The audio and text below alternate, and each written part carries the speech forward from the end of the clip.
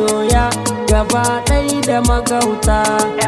Boy mawaki ina gaida masoya gaba ɗai da magauta.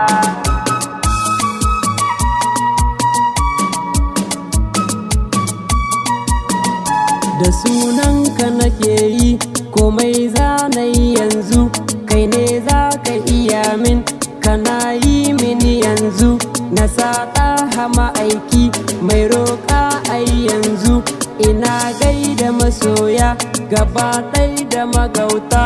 Barewa da ki ganga kiɗa ne na masoya, barewa da ki ganga waƙa ce ta masoya.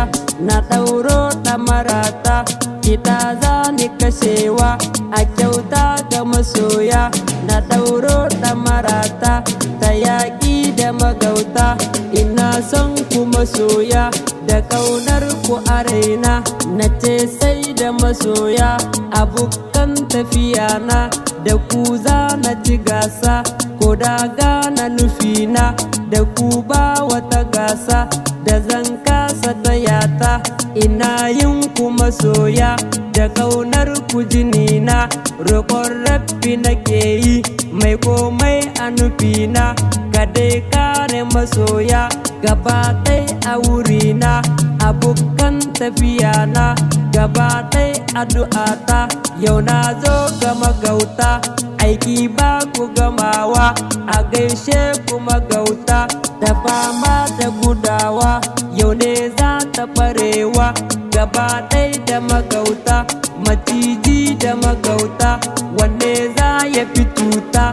Kare za ya bi karya ka dai kyale magauta, shiru ba magana ba salo ne na magauta. Allah kai ka iyawa ka bisar da magauta, zuru za ta ci zuru ku duban magana ta. Magauta ku ci kaji zabi ba mu tsayawa, gari babu masoya ta ya za ni tsayawa.